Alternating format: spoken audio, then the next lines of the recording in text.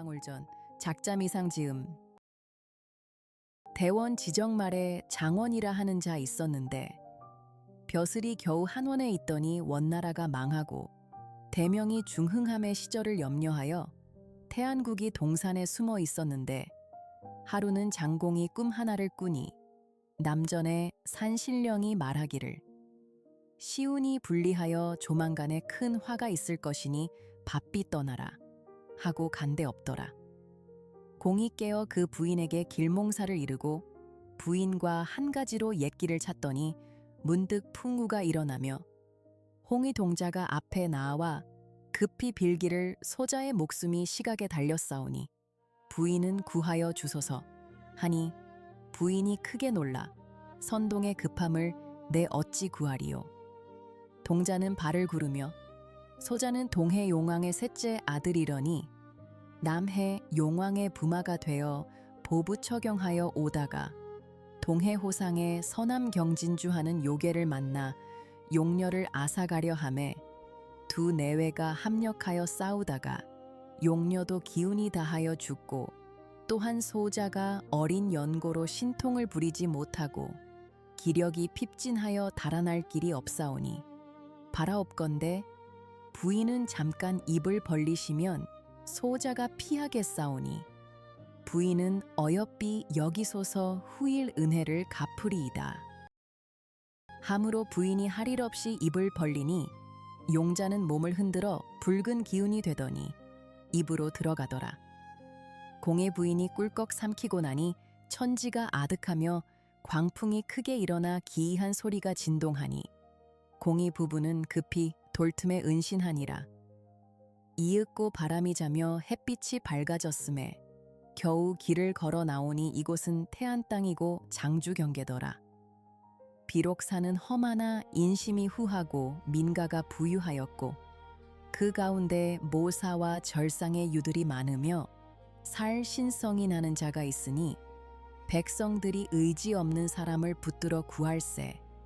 공이 기지가 단아하고 언사가 온공함을 보고 애중히 여겨 집터도 빌리고 흙 농업을 분작하여 자식 있는 자들은 다투어 수확하기를 원하니 인하여 생계가 유족하였으니 호칭하기를 산인이라 하였으며 이즈음 공이 사속이 없어 매양 슬퍼하더니 하루는 꿈 하나를 얻으니 문득 천지가 혼옥하며 구름 속에서 푸른 용이 내려와 형압을 벗고 변하여 선인이 되어 앞에 나와 이르되 자식의 급한 것을 구하여 주시니 은혜는 잊을 수 없나이다.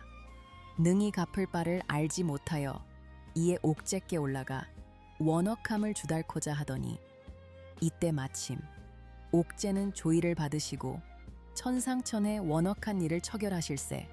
옥제께 나아가 조알하고 나올 즈음에 문득 보니 짐진남해 용왕의 필녀가 나의 며느리가 되었다가 요괴에게 죽은 원혼이 옥제께 발언하였더니 제 원정을 들으시고 애창이 여기사 금세에 미진한 정을 맺으라 하시고 부부를 보내라 하심에 내 옥황께 청하고 그대에게 전하였노라. 하고 간데 없더라. 공이 놀라 깨어보니 침상일몽이더라. 부인을 대하여 몽사를 말하고 암희하였더니 과연 그 달부터 태기가 있어 14기 참하의 일개 옥동을 낳으니 얼굴이 남전산에서 보던 선동과 흡사하였더라. 비록 강보의 아이이기는 하지만 용모가 웅이하고 기질이 준이라니 이름을 해룡이라 하였고 자는 음천이라. 호사다마는 고금의 상사라. 이때 천자가 명을 하늘에 받으시니 해내가 평안치 못하여 혹은 위왕이라 하고 혹은 국왕이라 하며 남서로 노략하니 일경이 진동하여 피란하는 자 무수하였는데 장공이 그 가운데 섞이어 피난할 제 추병이 정이 위급한지라.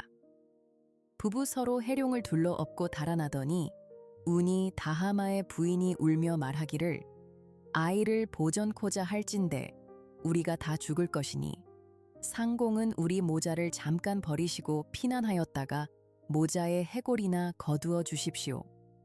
함의 장공이 아내의 이 말을 듣고 차마 떠나지 못하여 서로 붙들고 동망하더니 도적이 점점 가까이 따라오는 것이어서 처사 부부는 울며 망지소조하다가 해룡을 버리고 가자학원을 부인이 할 수 없이 길가에 앉히고 달래어 말하기를 우리 잠깐 다녀올 것이니 이 실과를 먹고 앉아 있으라 하니 해룡이 울며 한 가지로 가자 하니 장공이 좋은 말로 달래고 부인을 재촉하여 달아날 때 한 걸음에 돌아보고 두 걸음에 돌아보며 걸음마다 돌아보니 해룡이 부모를 부르며 우는 소리를 차마 들을 수가 없었으니 이때 도적이 오다가 해룡을 보고 죽이려 하다가 그 중에 장삼이란 도적이 말리더라.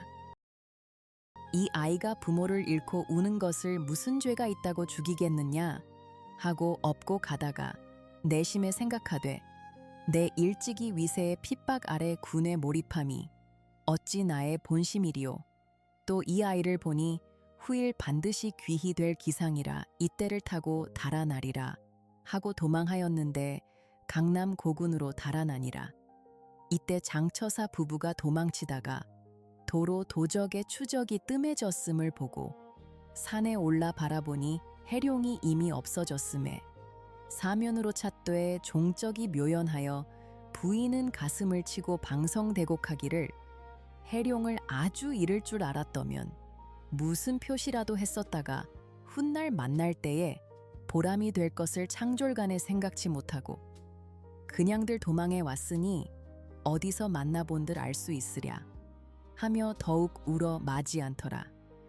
장처사는 우는 아내를 위로하면서 아이는 등에 붉은 사마귀 칠성이 있음에 그것으로 신물이 될 것이니 부인은 염려 마소 하고 부부가 서로 슬픔을 머금고 두루 찾아보았으나 마침 조장 위세에게 잡히는 바 되어 장에 들어가니 원이 처사의 뛰어난 기상과 웅위한 거취를 보고 아껴 그 결박을 끄르게 하고 당중에 올라오라 하여 서로 인사를 교환하니 지기가 상합하고 언사 또한 온공함으로 원이 즉시 참모로 하였더니 참모의 헌책으로 영영루 천리를 얻음에 이로 인하여 남서의 적은 성지를 갈라주어 한가히 쉬라 하니 처사 부부가 노양현으로 가게 되니라.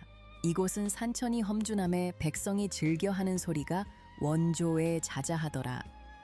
이때 조계촌에 김삼랑이란 사람이 있으니 호협방탕하고 그의 처 막씨의 얼굴이 곱지 못하므로 저가의 여자를 맞이하여 집에 돌아오지 아니하고 그곳 백성이 되니 막씨는 조금도 슬퍼함이 없고 늙은 어미를 지성으로 봉양할 때 집안이 가난함으로 남의 고공이 되어 조석을 나누어 먹더라. 그의 어머니가 우연히 죽음의 막씨는 주야로 애통하고 예로서 선산에 안장한 후 여막을 짓고 주야로 수직하여 3년을 극진히 마친 후 10여 년을 한결같이 지내더니 천고에 드문 효부더라. 막씨가 초막에서 한 꿈을 얻으니 몸이 공중에 올라 한 곳에 이르니 산천이 수려하여 짐짓 아름다운 세계라. 막씨가 한번 두루 돌아보니 학벌노옹이 사방을 옹하여 앉았으니 막씨 감히 나가지 못하고 주저하더니 한 동자가 나와 말하기를 우리 사부께서 옥제의 명을 받자와 그대에게 전할 것이니 바삐 나아가 보어라. 함으로 막씨가 나아가 보오니 노옹이 가가 바위를 정하여 앉았다가 막씨를 보고 그대의 대절과 지효를 옥제께서 아시고 극진히 표창하라. 아시마의 자식을 점지코저 하였더니 대장부 죽은지라. 옥제께 이 연유를 주달하였더니 또 하교하사 그러면 좋을 대로 하라 하시기로 마침 남의 용녀와 동의 용자가 일찍이 횡사하여 옥제께 보수하기를 발언하였은즉 옥제가 우리로 하여금 선처하라 하시기로 용자는 마침 좋은 곳이 있어 구처하였으되 용녀의 거처를 정하지 못하였더니 이제 그대를 주나니 16년 후에 그 얼굴을 보리니 이제 자세히 보았다가 후일 자등이 없게 하라 하고 공중을 향하여 용녀를 부르니 이윽고 선녀가 내려와 있음에 막씨가 그를 보니 천고에 드문 여인이더라. 홍해선관이 이르되 나는 차지할 것이 없으니 너로 하여금 춘하추동을 임의로 보내게 하리라 하고 소매 안으로부터 오색 명주를 내어주며 16년 후에 찾을 때가 있을 것이니 도로 보내라 하고 청해선관은 부채를 주며 이것을 가지면 천리라도 하루에 가리라 하고 백의선관은 홍선을 주며 이것을 가지면 바람과 안개를 부리나니 이후에 찾거든 전하라 하고 또 흑의선관이 나는 줄 것이 없으니 힘을 주리라 하고 주며 이후에 보내라 하니 그 선녀가 받아 가지고 막씨를 돌아보며 공중으로 향하고자 하더니 문득 하계 소리가 나며 황의 선관이 내려와 앉으며 말하기를 막씨의 포상은 어찌하였으며 용녀의 보응을 어찌하고자 하였느뇨? 선관이 대답하기를 여차여차 하였노라. 그 선관이 눈썹을 찡그리며 그리하면 이름 없는 자식이 될 것이요 효부에 바라는 바 아니라 여차여차 하였으면 하늘의 뜻을 세상이 것이요 모녀간의 윤기를 알리라 하니 제선이 모두 옳다 하고 각각 체운을 타고 흩어지건을 막씨가 놀라 돌아서서 사면을 바로 보매 선인의 자취가 운무 중에 사라지고 만학천봉에 물 흐르는 소리뿐이라. 무료히 돌아올 때 호련히 깨달으니 남가일몽이라. 몽사를 기록할 때 삼랑이 죽은 줄 알고 허위를 배설하고 슬퍼함을 맞이 아니하더라. 막씨가 하루는 슬픔을 머금고 앉아 있을 때 호련히 일지는 풍이 일어나며 초막 앞에 한 사람이 서 있건을 막씨가 자세히 보니 그가 곧 삼랑이라 놀라며 묻기를 장부 나를 버리고 간지 거의 수십 년이라. 간 곳을 몰라 이러하였더니 신령이 이르기를 난중에 죽었다. 함의 몽사를 얻을 것이 아니로되 내 역력히 들은 고로 이에 영연을 배설하였더니 알지 못할게라. 살아서 오시는가? 어찌 이 깊은 밤에 거취가 분명하지 못함은 어쩐 일이니꼬? 삼랑이 목을 메어 하는 말이 내 과연 그대 뜻을 모르고 탕자의 마음을 걷잡지 못하여 그릇 그대의 대절을 모르고 박대하여 그 죄 천왕을 받아 과연 난중에 죽음의 후세에 가도 또한 죄인이라.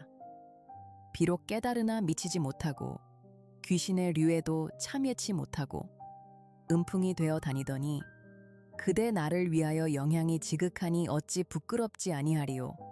비록 유명이 다르나 그 감격함을 사례코자 하노라 하고 생시와 다름없이 수작하고 돌아간 후 자주 왕래하더니 그 중에 또한 친밀함이 있어 막씨가 빠른 시일 안에 복명이 일어나매 마치 태상의 아이 노릇을 하며 점점 커지니 막씨가 내심으로 괴이히 여겨 행여 남이 알까 근심하니라.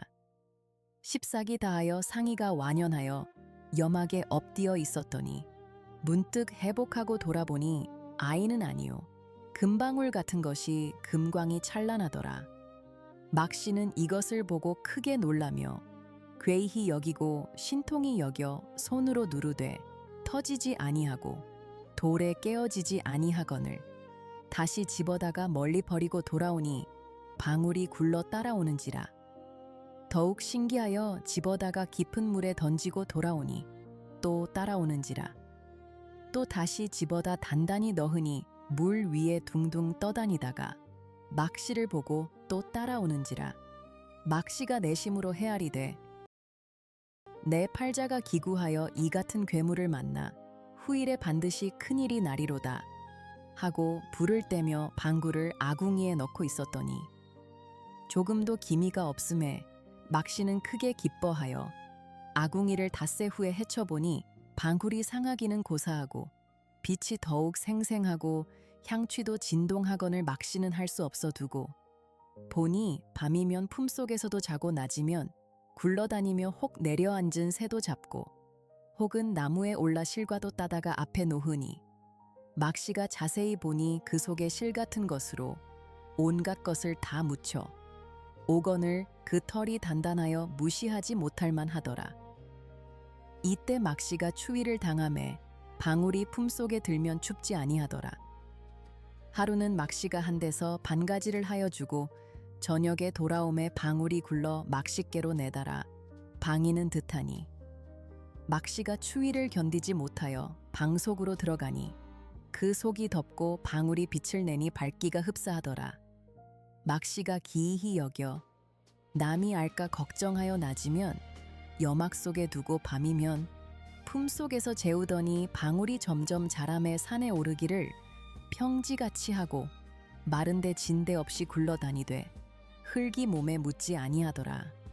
이러구러 자연이 오래되매 빛이 더욱 찬란하고 부드러워 사람들이 자연히 알고 와서 구경코자 하여 문이 메어 들어와 집어 보건을 흙 남자가 집으려면 땅에 박히고 떨어지지 아니할 뿐 아니라 그 몸이 마치 불 같아서 손을 댈 길이 없었고 더욱이 신통이 여기어 마침내 집어보는 이가 없더라.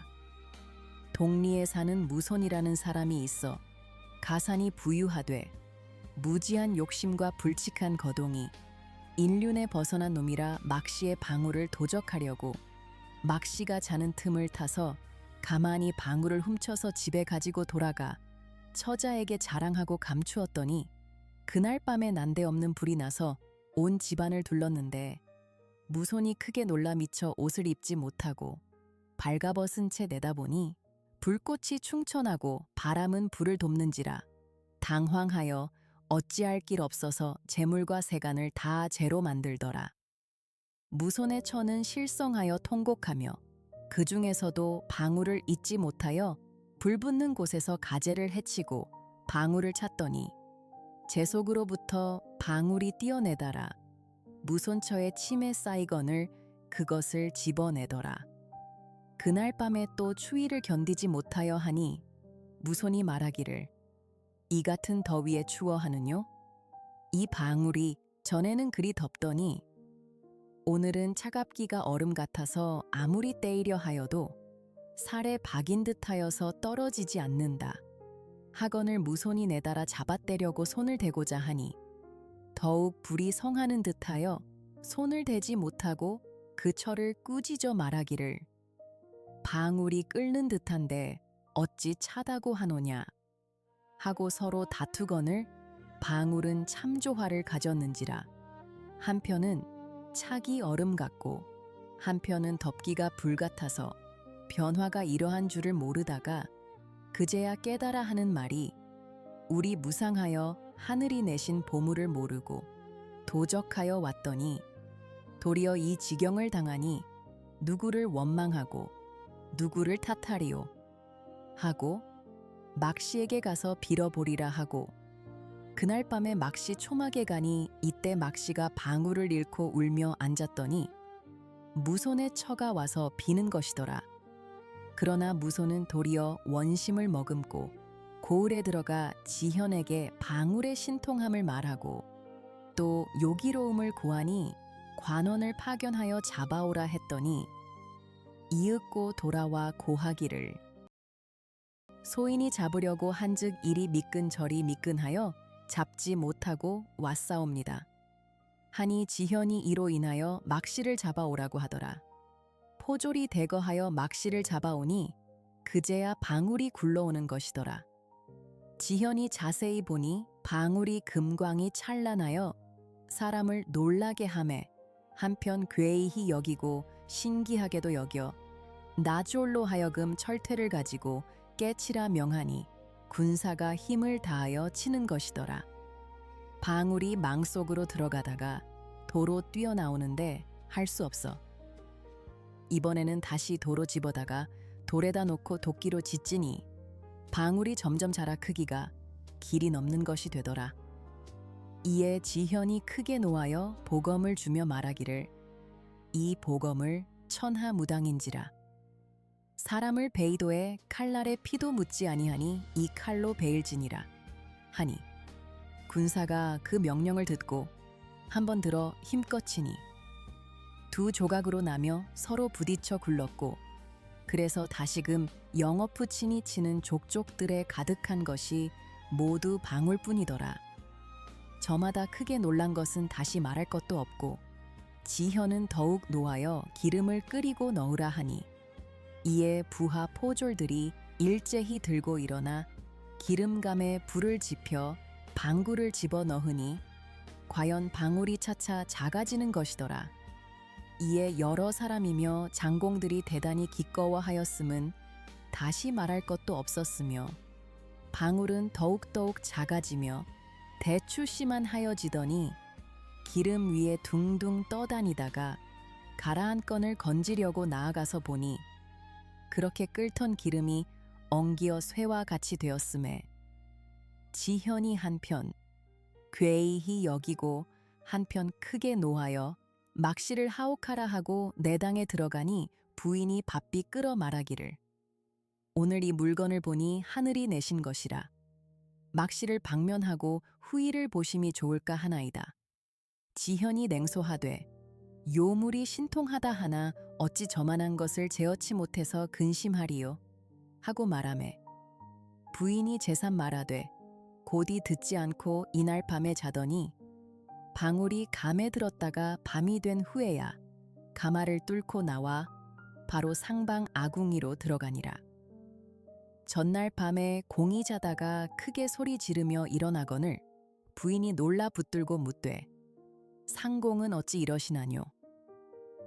공이 말하되 자리가 더웁기 불같으며 대어 벗어질 듯하다 하고 부인의 자리에 바꾸어 누웠더니 또한 전과 같이 더운지라 일시도 견딜 길이 없어 외현으로 나오니 방안이 마치 불에 든 것과 같은지라 또 다시 견디지 못하여 밖으로 방황하다가 날이 새니라.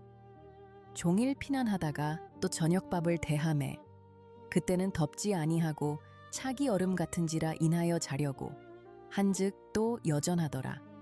이러하기를 3, 4일에 미처 먹지도 못하고 자지도 못하여 거의 앓게 되었음에 그제야 방울의 조화인 줄 알고 감에 가보니 가마 밑이 뚫어져서 방울은 간데 없음에 즉시 나조를 명하여 옥중에 가보고 오라 하였더니 회보하되 방울이 옥문 밑을 뚫고 출입하며 혹 실과도 물고 들어가기로 문틈으로 살펴본즉 오색 채운이 옥중에 둘러있기로 사람은 볼 길이 없더이다 하더라.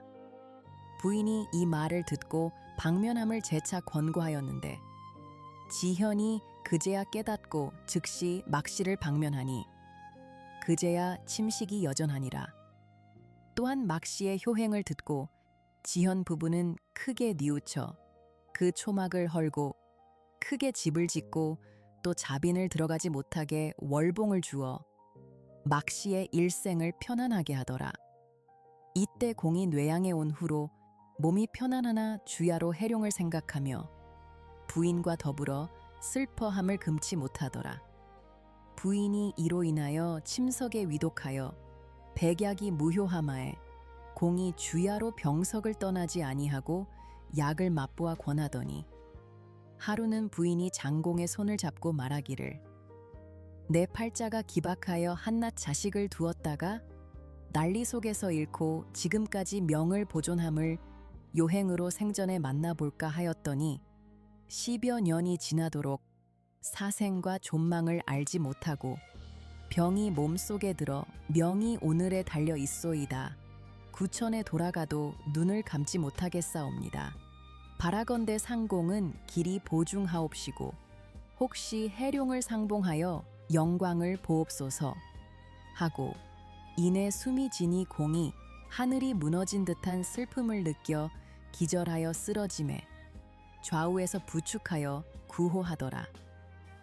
이때 홀련히 금광이 찬란한 가운데로 쫓아 방울이 문득 밖에서 굴러 들어와 부인의 시체 앞에 앉기에 모두 울음을 그치고 보니 풀잎 같은 것을 물어다가 놓고 가는 것이더라.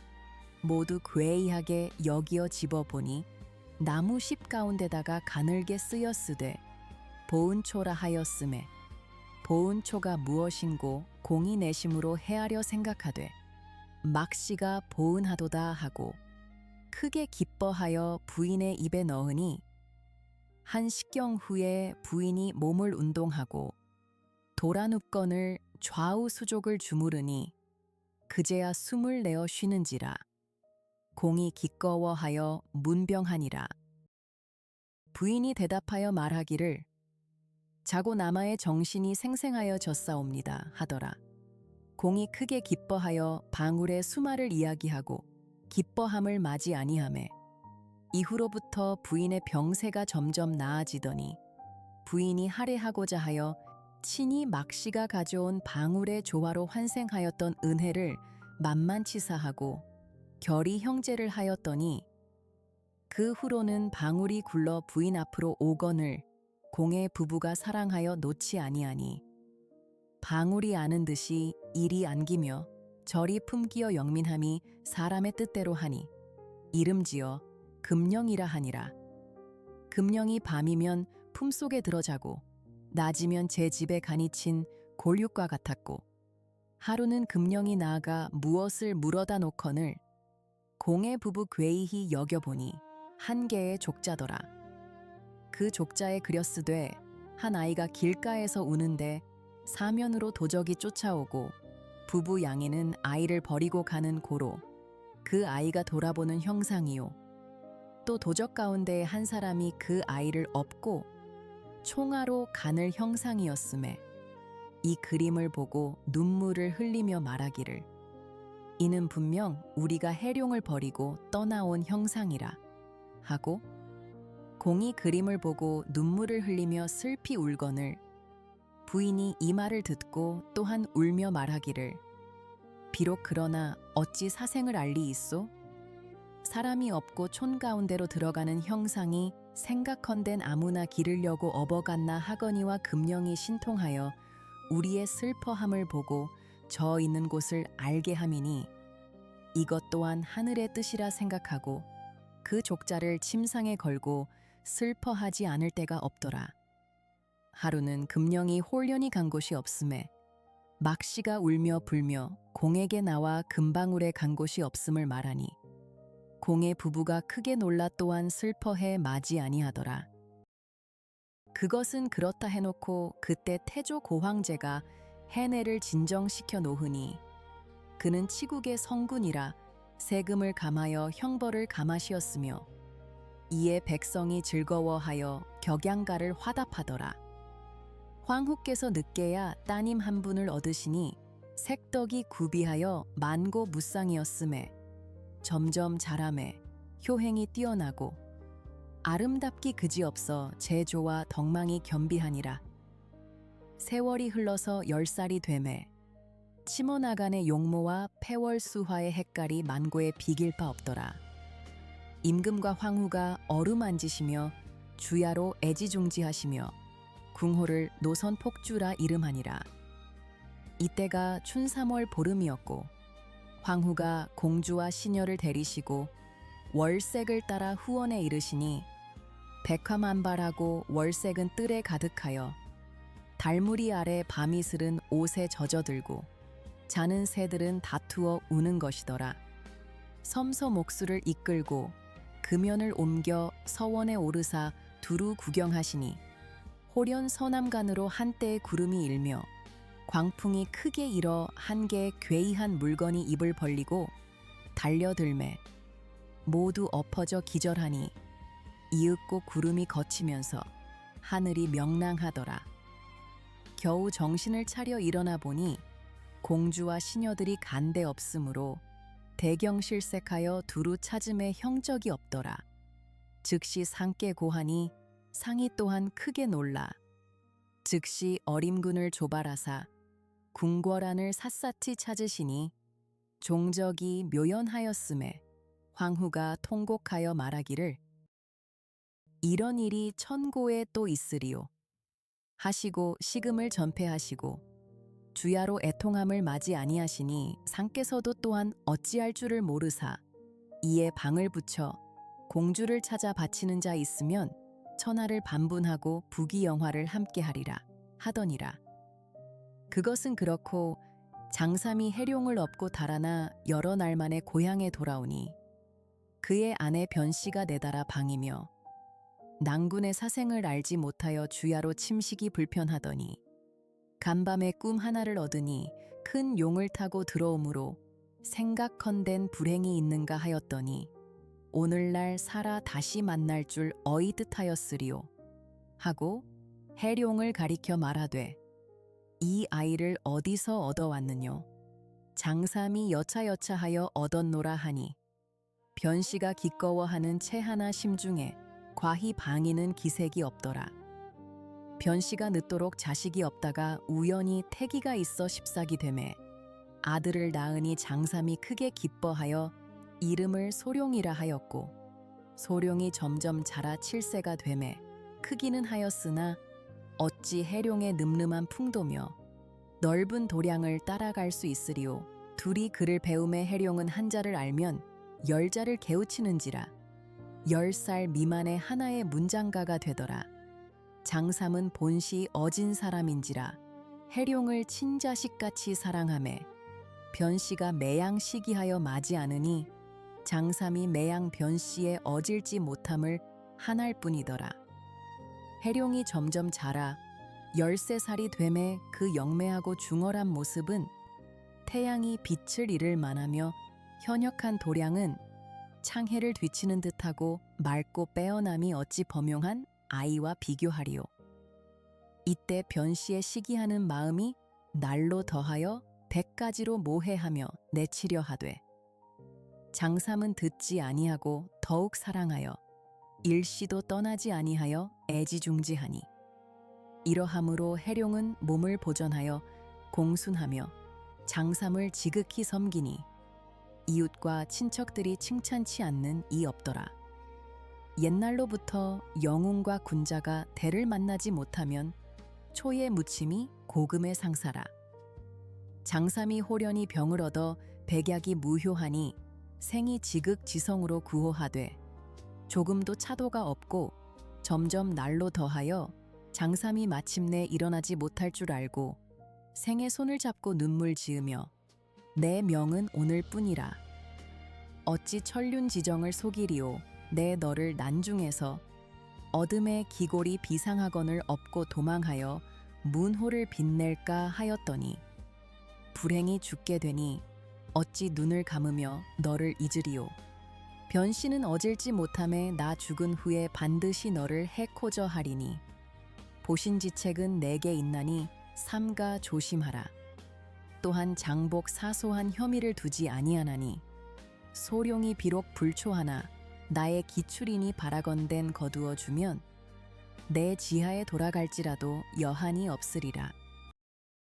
하고 또 변씨 모자를 불러 안 치우고 내 명은 오늘뿐이라 조근 후에라도 해룡을 각별 애무하여 소룡과 다름없이 대하라.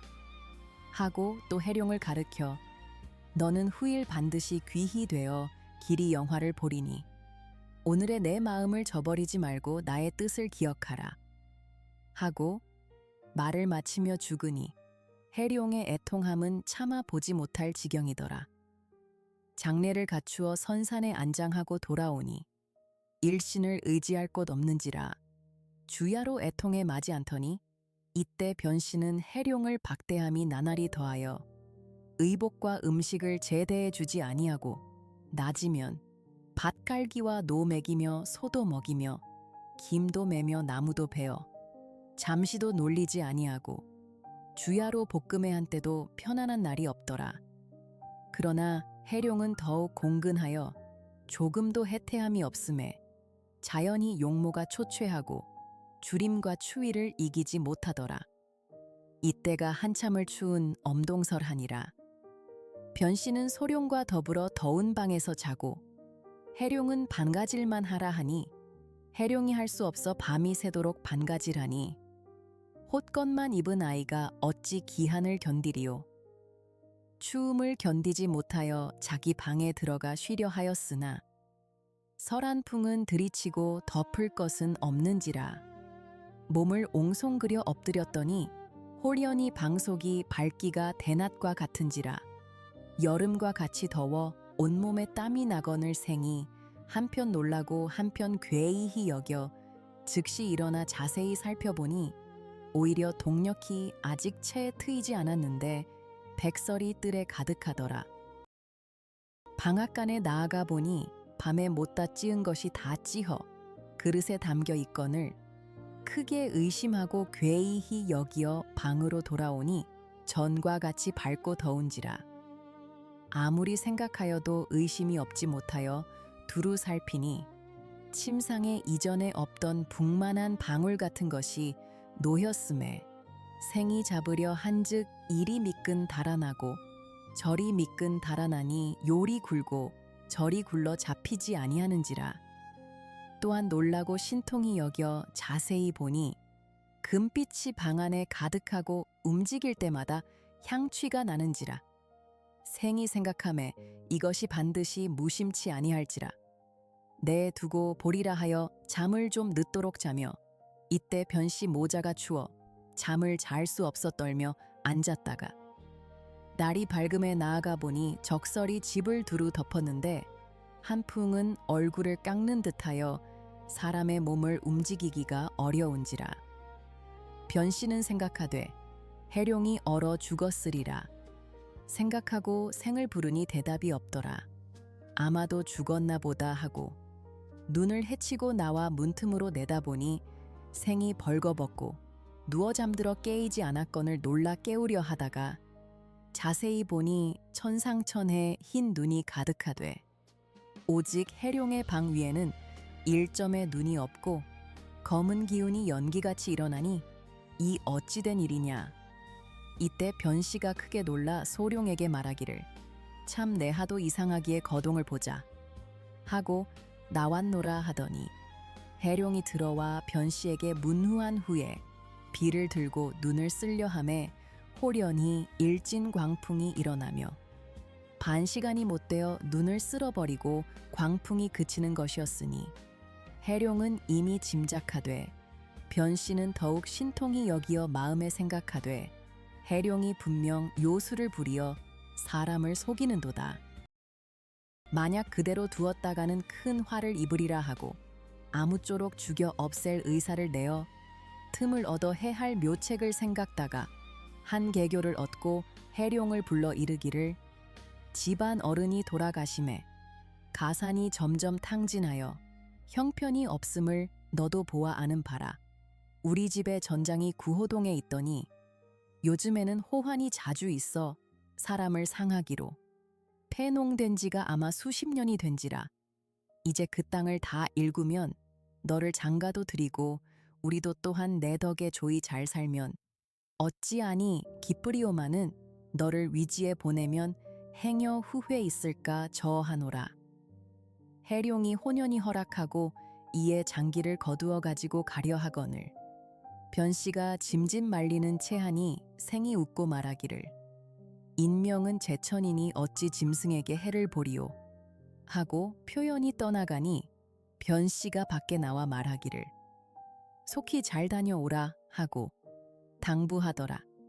해룡이 대답하고 구호동에 들어가니 사면이 절벽이요 그 사이에 적은 길이 있는데 초목이 가장 무성하였음에 동라를 붙들고 들어가니 다만 호표시랑의 자취뿐이요 인적은 아주 없었으니 해룡이 조금도 두려워하지 아니하고 옷을 벗고 잠깐 쉬려니 날이 서산에 저물고자 하거늘 밭을 두어 일랑 갈 때 호련히 바람이 일고 모래가 날리며 문득 산상으로부터 갈범이 주홍과 같은 입을 벌리고 달려들매 해룡이 정신을 진정하여 대항코자 할 때 서편에서 또다시 큰 호랑이가 병력 같은 소리를 지르면서 달려드는 것이니 해룡이 정이 위태하더라.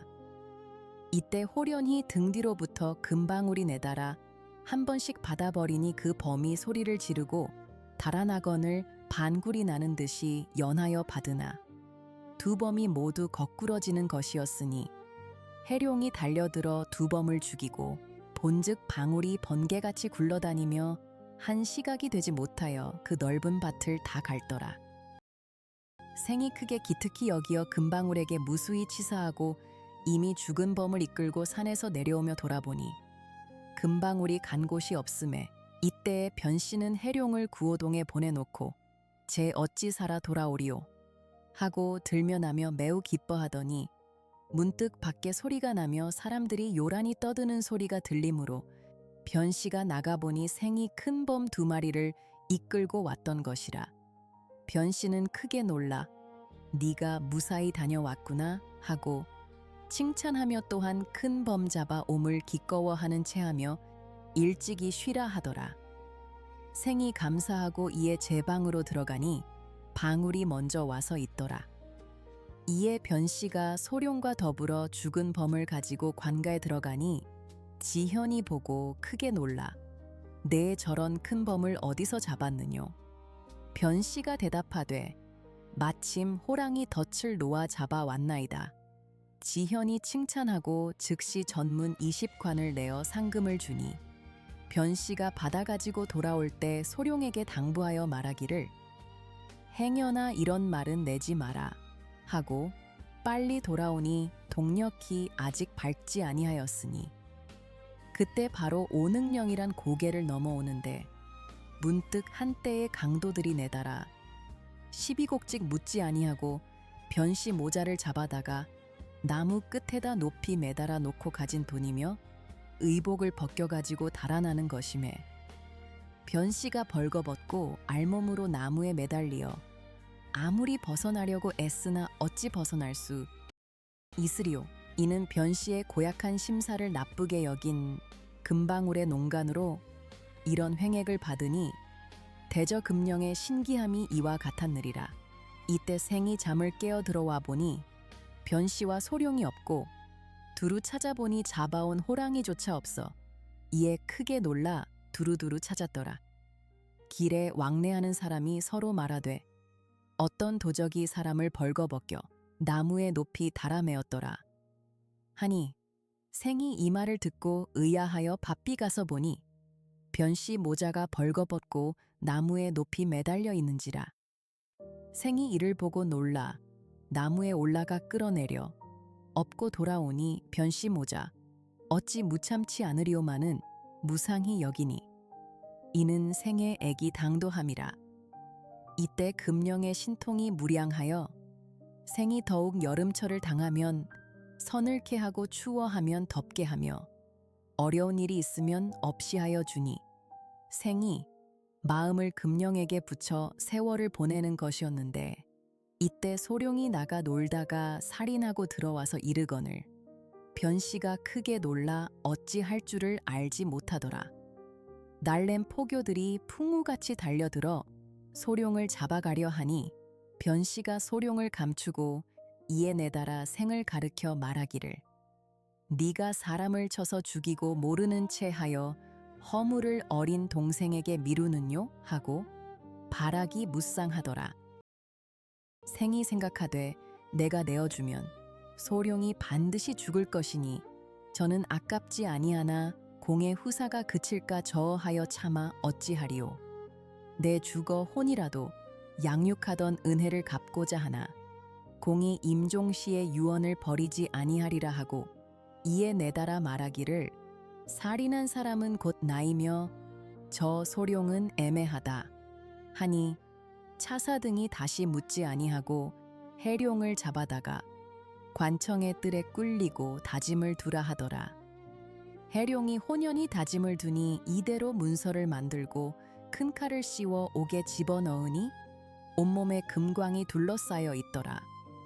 지현이 보고 괴이히 여기어 밤에 사람으로 하여금 옥중에 가서 보고 오라 하니 이윽고 돌아와 보고하되 죄인들이 있는 곳은 어두워 보이지 아니하고 해룡이 있는 데는 화광과 같은 것이 비치어 밝음으로 자세히 본즉 해룡이 비록 칼을 쓰고 옥중에 갇혀 있으나 비단 이불을 덮고 자더이다 하니 지현이 이 말을 듣고 신기히 여기어 각별히 살피더니 대저 이 고을법은 살인죄인을 닷새에 한 번씩 중형으로 다스리어 가두는 법이라. 그러므로 닷새 만에 모든 죄인을 내어다가 각각 중형을 더하고 생은 나중에 처치하려고 하더니 이때 지현이 늦게야 아들 하나를 얻었음에 사랑이 그지없었는데 그 해에 3살이더라. 장중의 보옥과 같이 애중하여 손밖에 내어놓지 아니하더니 이날 마침 지현이 아이를 앞에 안 치우고 매를 치는데 형장이 내려치는 족족 그 아이가 간간히 울며 기절을 하더라. 지현이 그 거동을 보고 황황하며 형장을 그만 그치라 한즉 그 아이는 여전히 웃고 노는 것이더라. 지현이 크게 겁내어 의심하며 생이 쓰던 칼을 아주 벗기며 허락에 가두어 감히 치지 못하고 두었더니 이러구러 수삭이 지났음에 겨울이 되었고 변씨가 해룡의 조석을 이어주지 아니하여도 조금도 주려 하는 빛이 없음에 하루는 지현이 그 부인과 더불어 아이를 앞에 누이고 자다가 문득 깨어보니 아이가 간데 없더라. 내외는 깜짝 놀라 사방으로 찾았으나 끝내 종적이 없기로 지현과 부인이 창황망조하여 천지를 부르며 정신 나간 사람같이 되어 방방곡곡에 사람을 놓아 찾더라. 문득 옥졸이 급히 들어와서 고하되 옥중에서 아이 울음소리가 나니 가장 괴이히 여기옵니다. 하고 말하니 지현이 이 말을 듣고 크게 놀라 전지도지 옥중에 나아가 보니 자기 아이가 생애 앞에 앉아 울고 있는 것이 아닌가. 지현이 급히 달려가 아이를 안고 돌아오며 하는 말이 요인 해룡이 극히 흉악무도한 놈이니 이놈을 묻지 말고 쳐 죽이라. 하고 호령이 서리빨과 같더라. 형졸들이 영을 받고 큰 대를 잡아 힘을 다하여 치도해 꿈쩍도 하지 않고 지현의 아들이 또한 간간히 울며 기절하여 버리는 것이었으니 이때에 부인이 지현에게 나아가 이대로 고하니 지현이 더욱 놀라고 실색하며 부인이 생을 도로 나리라 하니 그 아이가 여전히 노는 것이므로 지현과 부인이 또한 괴이히 여기었으며 그 날 밤에 또 그 아이가 간데 없는지라 바로 옥중에 나가 보니 아이 또한 해룡에게 안기어 희롱하며 놀건을 데려왔더니 이로부터 아이가 울며 옥중으로 가자 하더라. 아무리 달래어도 보채며 굳이 옥중으로 가자고 조른이 견디지 못하여 시녀로 하여금 옥중으로 데리고 가게 하니 그 아이가 울음을 그치고 웃으며 해룡에게 안기어 노는 것이 아닌가. 해룡의 곁을 잠시도 떨어지지 아니하는지라 지현이 할 수 없이 생을 방송하여 아이를 보라 하니 생이 살해하고 그날로부터 거처할 때 의복과 음식 등을 갖추어 극진히 하더라. 이때 변씨는 해룡이 대살은 고사하고 도리어 아중에 있어 신임한다는 말을 듣고 놀래어 소룡과 더불어 의논하기를 해룡이 저렇듯 하였으니 만일 애매히 대살할 뻔한 내용을 다 지현께 이르면 반드시 우리가 죽을 일을 당하리라. 이제는 계교를 내어 이러이러하면 후환을 없이 하리라. 하고 즉시 해룡을 불러 말하기를 이제 들은즉 외숙의 병이 극히 위중하여 명제경각이란 기별이 있으니 마땅히 아니 가지 못할지라. 내 소룡과 더불어 급히 가볼 것이니 가지 못하겠거든. 집에서 자고 우리를 가게 하라.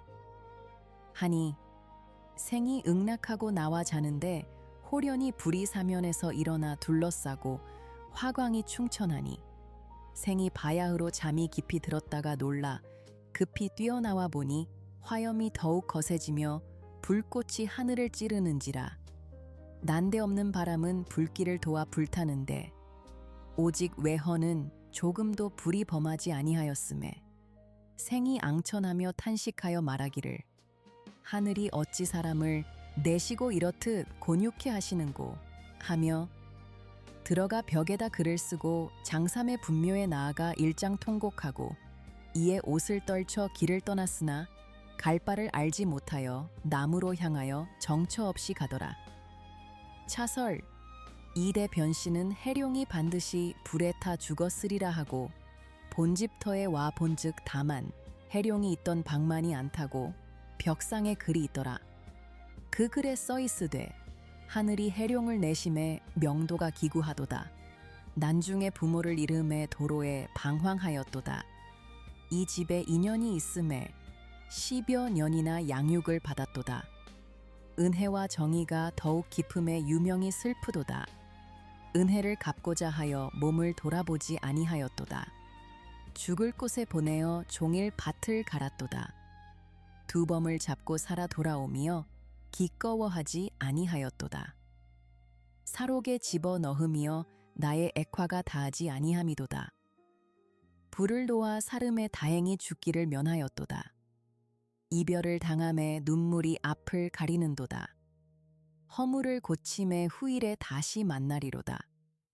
전일을 생각함에 잊을 길이 전혀 없도다 하였더라. 보기를 다한 후에 혹시 남이 알까 염려하여 그 글을 즉시 사루어 버리고 모자가 집 한 채를 불에 사르고 외헌에서 행랑살이 하듯 하며 살더라.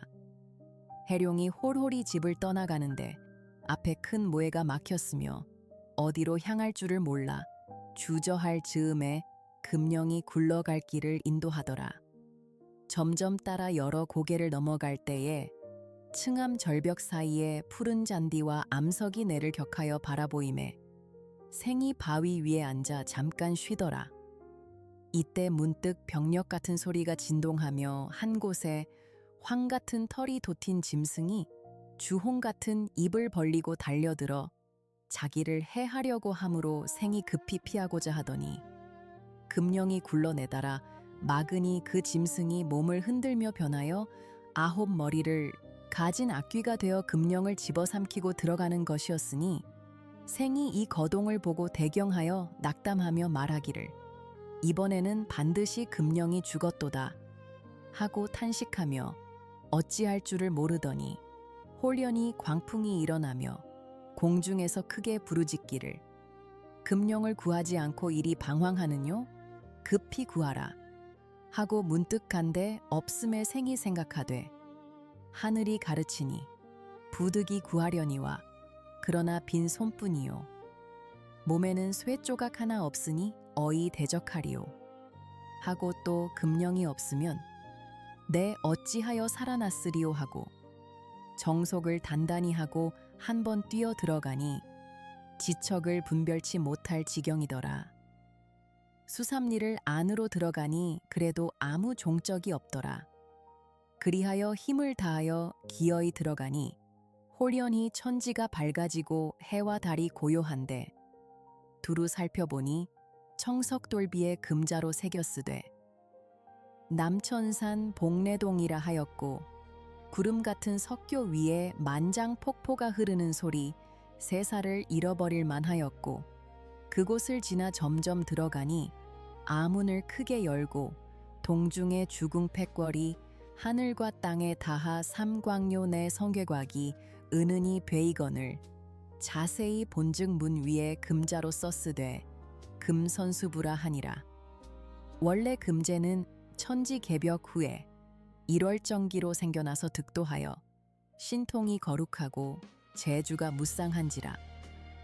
생이 문 밖에서 주저하여 감히 들어가지 못하더니 이윽고 안으로부터 여러 계집들이 나오는데 색태가 아름답고 시골에 묻힌 계집과 파니하건을 생이 급히 피할 때 몸을 풀포기에 숨기고 동정을 살피니 이윽고 4~5명의 계집이 피 묻은 옷을 관구리에 담아 이고 서로 손을 이끌고 나와 시냇가에 이르러 옷을 물에 빨며 근심이 가득하여 서로 말하기를 우리 대왕이 전일에는 용력이 절인하고 신통이 거룩하여 당해낼 자 없더니 오늘은 나가시더니 홀연 속을 앓고 돌아와 피를 무수히 토하고 기절하니 그런 신통으로도 이런 병을 얻었으니 곧 나으면 좋으려니와 만일 오래 신고하여 낫지 못하면 우리들의 괴로움을 어디에다 비하리오 하니 그 중에 한 여자가 말하기를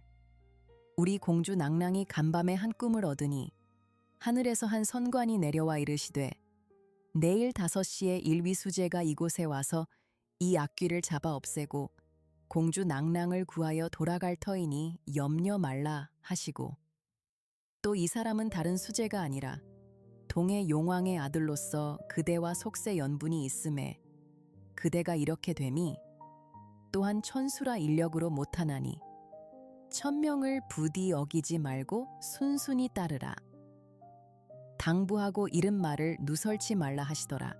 그러더니 오늘 5시가 되도록 소식이 없으니 그런 꿈도 허사가 아닌가 하노라 하고 서로 크게 말을 하며 슬피 탄식하고 눈물을 흘리며 말하기를 우리도 언제나 이곳을 벗어나 고국에 돌아가 부모님을 만나 보옵고 우리도 팔자가 기박하여 이처럼 공주 낭랑과 같이 하니 이도 또한 팔자의 메인 천수인가 하거늘 생이 이 말을 모두 듣고 즉시 풀포대를 해치고 부지불식간에 내다르니 그 계집들이 놀라 달아나려 하니 생이 나아가 인유하며 그대들은 놀라지 마라. 내 여기 들어옴이 다른 일이 아니라 악귀를 없애고자 들어왔으니 아무 의심을 두지 말고 그 악귀 있는 곳을 자세히 가리키라. 하니 그 계집들은 이 말을 듣고 공주 낭랑의 몽사를 생각하며 신기하기 그지없는지라 여러 계집들이 나아가 울며 말하기를 그대 덕분에 우리들을 살려내어 공주 낭랑과 모두 살아나서 각각 고향으로 돌아가게 되면 어찌 이런 덕택이 있겠습니까? 하고 생을 인도하여 들어가니 중문은 첩첩하고 정악은 의이하여 반공에 솟았는데 몸을 숨기어 가만히 들어가니 한 곳에 흉악하게 신음하고 앓는 소리에 전각이 움직일 듯하니라. 생이 뛰어 올라가 보니 그 짐승이 전각에 누워 앓다가 문득 사람을 보고 일어나려 하다가 도로 자빠지며 배를 움켜쥐고 온 몸을 뒤틀어 움직이지 못하고 입으로 피를 무수히 토하고 거꾸러지더라. 생이 이 형상을 보고 사후코자 하나 빈손으로 몸에 촌철이 없어 할 수 없이 방황하는데 그때 한 미인이 칠보홍군으로 몸도 가볍게 걸어오며 벽상에 걸린 보검을 가져다가 급히 생에게 주는 것이매 생이 즉시 그 보검을 받아들고 달려들어 그 요기의 가슴을 무수히 찌르고 보니 금터럭 돋인 염이 부르돋고 그 짐승은 여러 천년을 산중에 있어 득도하였기로 사람의 형용을 쓰고 변화무쌍한 조화를 부리던 터이라. 이에 가슴을 해치고 본즉 문득 금령이 굴러 나오니 생이 보고 크게 방이며 소리를 질러 말하기를 너희 수십 명이 필경 다 요기로 변하여 사람을 속임이 아니냐 하니 모든 여자가 일시에 꿀해어 앉아 우리들은 하나도 요괴가 아니오 우리 팔자가 기구하여 그릇 이놈의 요괴에게 잡히어 와서 험악한 욕을 보고 수해 있어 사환이 되어 이처럼 부지하여 죽도 살도 못하고 어느 때를 만나야 다시 세상을 볼고 하여 이곳에 어찌할 수 없어 억류되어 있는 급한 목숨들이로소이다. 아까 공자께 보검을 드리던 분이 곧 천자의 외따님이며 금선공주 낭랑이로소이다. 이 말이 차에 끝나기도 전에 한 사람의 미인이 나와 수색을 띠며 홍상을 끌고 옥 같은 얼굴을 가리우고 외면하여 섰으니 이는 다름 아니요 금선공주더라. 수색을 띠며 살해하여 말하기를 나는 과연 공주였더니 수년 전에 모후 낭랑을 모시고 후원에 올라 달구경 하다가 이 요괴에게 잡히어 와서 지금까지 죽지 못하고 살아있음은 시비들이 주야로 수직하여 있는 고로 욕을 참고 부지하여 살아있다가 마침 천행으로 그대의 구하여 주심을 입어 다시 고궁에 돌아가 부왕과 모후를 만나 보업게 하오니 이 은혜는 각골 난망이라 무엇으로 갚사오리까. 이제는 금시 죽어도 하니 없사옵니다. 하고 소매로 낯을 가리고 목이 메어 흐느끼는 것이었으니 생이 그의 자초지종 이야기를 다 듣고 슬픔을 이기지 못하여 말하기를 이제 공주 모시고 나아가고 싶은 마음은 시각이 바쁘오나 길이 험하여 발설하기 어려울 것이니 내 이제 잠깐 나아가 북현에 고하고 위의를 갖춰 공주를 모시게 하올 것이니 잠깐만 기다리시옵소서 하더라.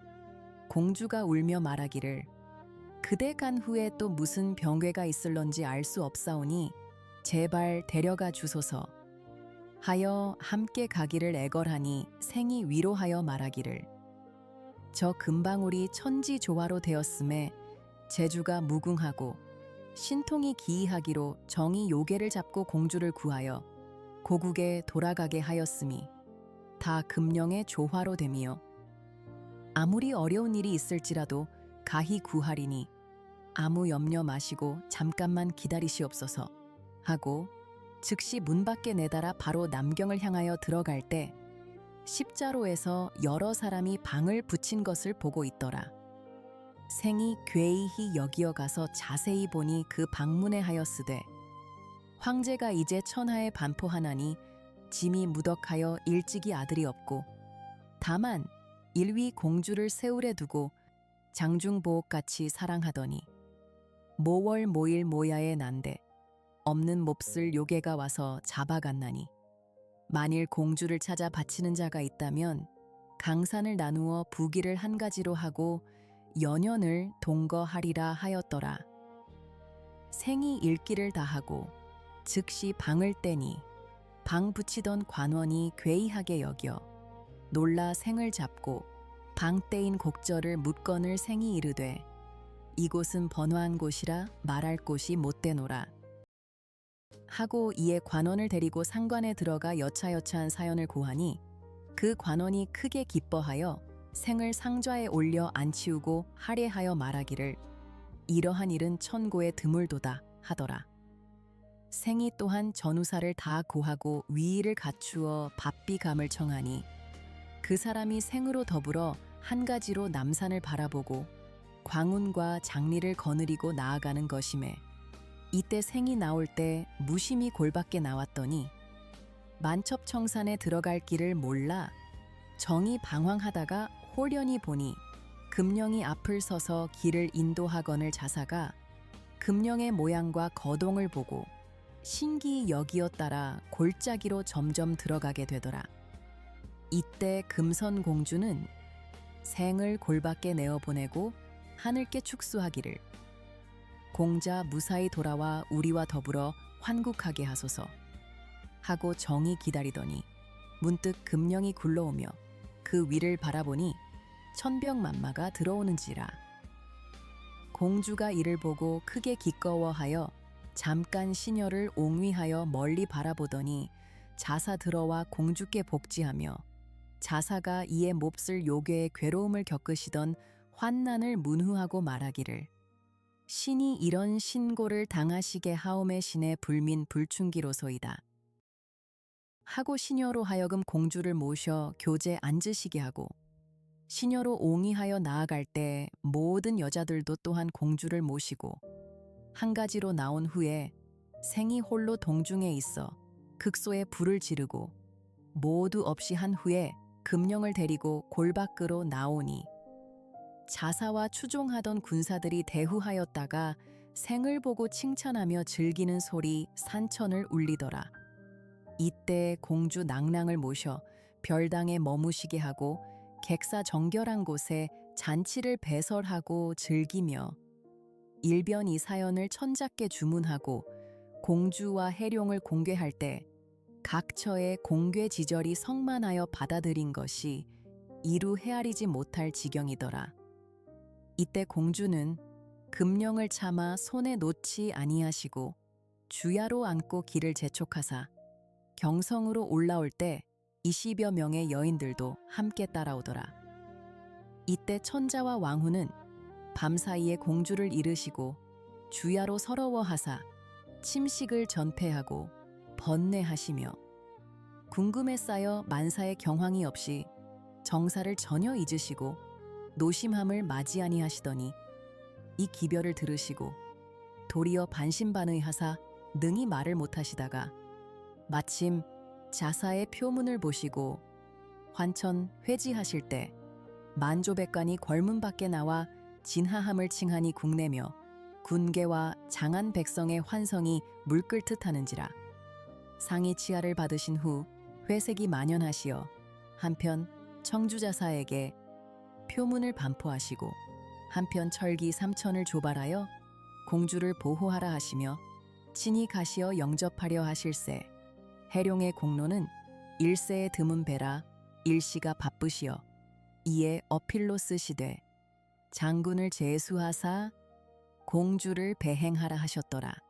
생이 올라오다가 노상에서 천자의 조서를 받자와 북향 사배하고 이에 말에 앉아 장군 인수를 허리 아래 비껴차고 가급 수령 등을 거느려 행차하여 오니 위와 범절이 빛나고 거룩하여 친개치 않는 이 없더라. 주야로 배도하여 황성에 이르니 성상이 만조를 거느리고 성 밖에 나와 맞아 황궁하실 때 선고의 성내 백성들이 길에 가득하여 만세를 부르며 상하 백성이 용양하여 환성이 원근에 진동하더라. 바로 대전에 들으시니 이때 황후는 공주가 돌아옴을 들으시고 슬픔을 억제하지 못하다가 크게 기꺼워하시며 한편 공주를 안으시고 낯을 대하사 통곡하시며 또한 상께서 도우시는데 공주는 울기를 그치시고 요괴에게 잡혀가서 고초를 무수히 겪던 말이며 몽중에 신선이 내려와서 이르시되 동해 용왕의 아들이 사람으로 났으니 속세의 연분을 이루라 하고 금일 5시에 이곳에 들어와 요괴를 잡고 같이 나아가 부왕과 모후를 반기리라 하던 말이 귀에 쟁쟁하며 또한 천지 조화로 된 금령의 신통함이 기이하여 제주와 수단을 부리고 해룡이 요괴를 잡던 정경을 낱낱이 고하니 황후는 금령을 어루만지며 말하기를 하늘이 너 같은 영물을 내사 신통이 거룩하고 제주가 비상하여 또한 요괴를 잡고 공주와 시녀를 구하여 인간의 몹쓸 짐승을 없이 하고 짐으로 하여금 잃었던 공주를 다시 만나 천륜이 온전케 하니 이는 다 너의 덕택이라 이와 같은 후은을 무엇으로 갚으리오 하시고 황극전에 전좌하사 문무백관과 종친외척이며 근시하는 모든 시녀를 다 모시고 한편 해룡을 명초하시니 생이 들어와 고두백배 사은하니 상께서 보심에 용모당당하고 위의가 늠름하여 만고의 영웅 중얼이요 일세의 호걸 장부였으므로 천자께서 한번 보심에 기뻐하사 생의 손을 잡으시고 말씀하시기를 경의 공을 논할진된 태산이 낮고 강과 바다가 얕은지라 그 갚을 바를 알지 못하노라 하시고 또한 공주의 몽사를 말씀하시며 몽사를 의논할진대 이는 공주와 천장 배필이라 경으로 공주를 싫다 말고 공주 비록 덕이 없으나 좋게 건질 것을 받들 것이니 경은 그리 알라 하시고 부마를 삼고자 하실세 바삐 예부에 명하여 택일하라 하시고 조서를 내리어 하교하시며 일편 청화문 밖에 별궁을 지으시고 화원을 벌여 한편 예부로 하여금 훈구를 갖추어 차리라 하시더라. 생이 천은을 입사와 사은 후 물러나와 군을 총독할세 군기와 군법을 가르치고 연습하며 주의 게으른 마음을 먹지 아니하고 분주히 국사를 극진히 살피더니 어언간 길일이 다다른지라. 위를 갖추어 권내에 들어가 공주를 맞을 때 삼천 시녀가 공주를 옹이하여 금령을 시립하고 별궁으로 따라올새 향촉을 피우고 부마는 금한장 준매 금환관 옥호를 손에 쥐고 어학을 갖추어 큰 길로 돌아오니 풍채가 늠름하여 당세에 기남하여 국가의 동량이라. 도로에서 이를 구경하는 이 칭찬치 않는 이가 없더라. 공주와 부마가 마상에 올라 대좌함에 공주의 색태 염려함이 일광에 비치어 꽃이 부끄러워할 만하고 월색은 빛을 잃어 어디 한 곳 곱지 않은 곳이 없고 부마의 영월 같은 천장에 강산수기를 품었으니 일대 영웅이요 국가의 희한한 귀공이라. 만조백관이 뉘안이 칭찬하리오.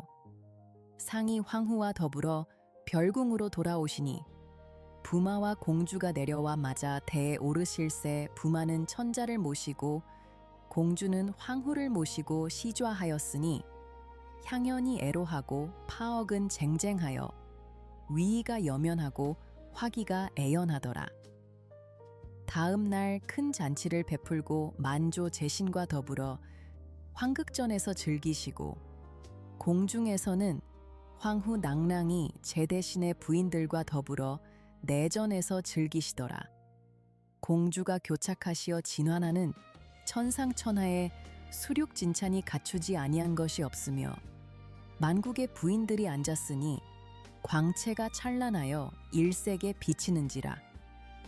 이때 이와 같은 구근을 잊고 귀히 되었음을 생각하고 부모를 생각하여 영화를 베일 곳이 없어 정사를 전혀 다 잊고 공주와 더불어 활약하고 낮이면 천자를 모시고 국사를 다스림의 주에 잊지 못하고 몸을 다하여 임군 섬기기를 다하더라.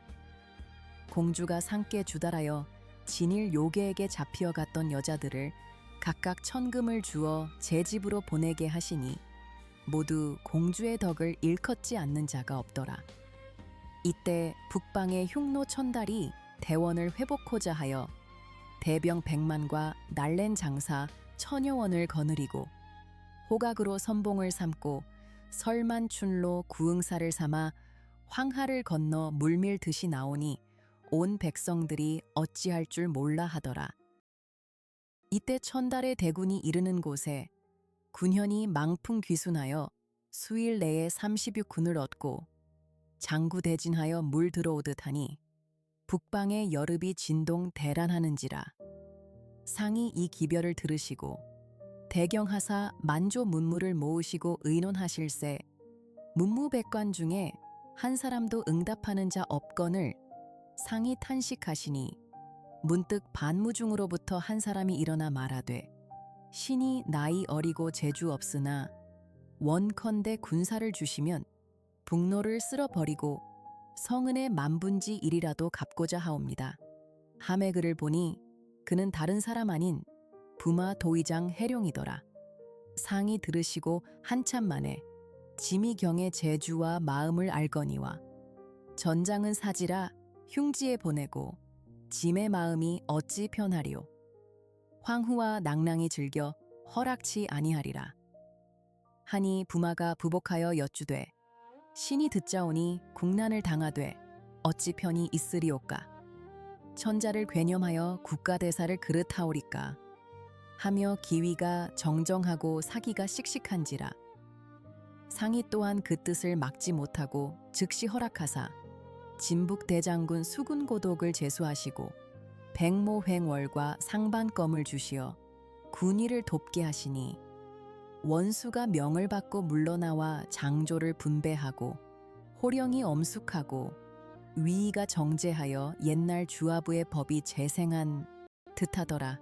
황후가 사연을 들으시고 대경하사 원수를 불러 만류하려 하시니 벌써 발행 겸임한지라 할 수 없이 말하기를 수의 북로를 섬멸하고 대공을 세워 개가를 불러 돌아와 주상과 나의 마음을 저버리지 말라 하시니 원수가 땅에 엎드려 좋은 말로 황후 낭랑과 공주를 위로하고 떠날 때에 상이 만조를 거느리시고 친히 전송하시며 원수의 손을 잡으시고 연연하사 말하기를 접경 바꾼 경이 제지하고 접경 아는 짐이 제지할 것이니 영을 어기는 자는 선참후게 하라 하시고 날이 늦음에 환궁하시니 원수가 대병을 휘몰아서 호호탕탕이 나아갈새 깃발과 창칼이 일월을 가리우고 병력 같은 함성은 산천을 움직이는 곳에 한 사람의 소년대장이 봉신투구에 황금색 갑옷을 입고 우수에 상반검을 들고 좌수에 배구선을 쥐고 천리준마를 탔으니 사람은 천신 같고 말은 비룡 같으며 군용이 정제하고 위의가 엄숙하여 일대 영웅이요 만곡이 남자라. 호호탕탕이 나아가니 보는 자 칭찬치 않는 이 없더라.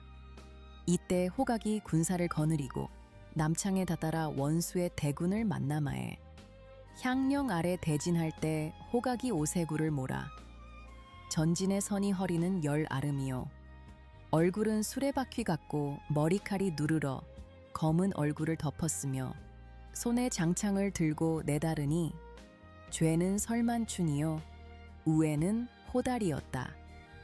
각각 신장이 구척이요 얼굴이 흉악하고 형용은 괴이하였고 또한 진중으로부터 일원대장이 나서니 얼굴은 관운장 같고 곰에 등의 이리에 허리요 잔나비에 팔일러라.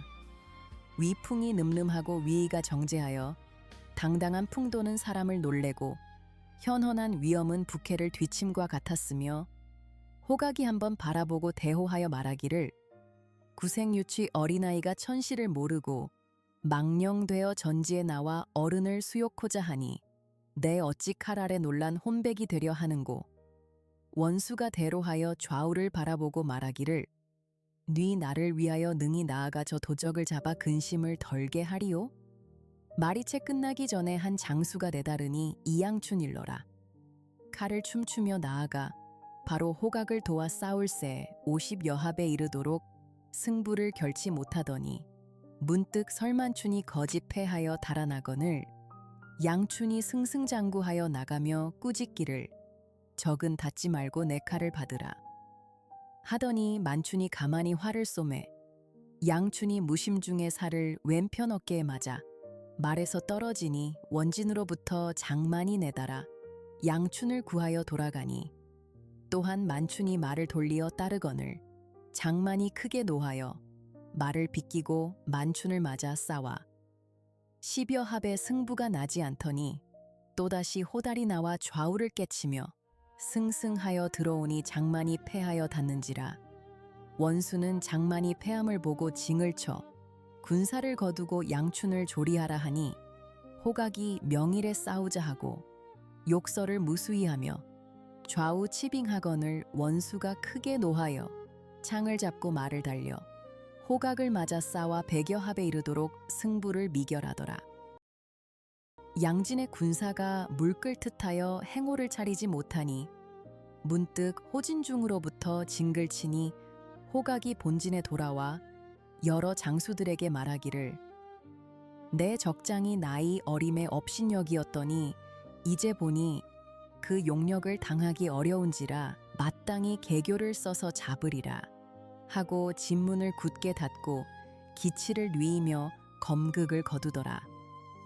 원수가 또 다시 내달아 싸움을 도두니 적장 호각이 진문을 크게 열어 젖히고 크게 꾸짖어 오늘은 너와 자웅을 결하려니와 만약 내 너를 잡지 못하면 죽기를 면치 못하리라 하고 50여 합에 승부를 결하지 못하였더니 문득 호각이 말을 돌려 본진으로 가지 아니하고 저희 비록 간계가 있는 모양이나 내 어찌 저를 두려워하리요 하고 바삐 쫓아 양상 옥중으로 들어 사로잡고자 할 즈음에 호각은 보이지 않고 허수아비가 무수히 섰거늘 원수가 크게 의심하여 말을 돌이키고자 하였더니 호련히 일성 포성에 이어 두 편 언덕으로부터 불이 일어나 화광이 하늘에 맞닿고 그런 무수한 허수아비가 다 화약을 싸서 세운 것이 많으니 나아갈 길이 없는지라. 원수는 하늘을 바라보며 탄식하기를 내 도적을 업신여기어 이곳까지 왔다가 오늘 여기 와서 죽을 줄을 어찌 뜻하였으리요 하고 칼의 줄을 빼어 자결코자 하니라.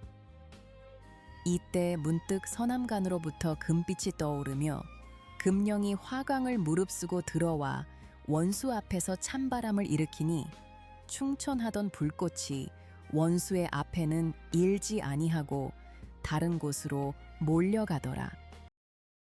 원수가 금령을 보고 반가움을 이기지 못하여 손으로 어루만지며 말하기를 너의 후은을 생각할 양이면 태산이 가볍고 강과 바다가 얕은지라 어찌 다 갚으리오 하며 못내 기쁘고 즐거움을 맞이 아니하더라.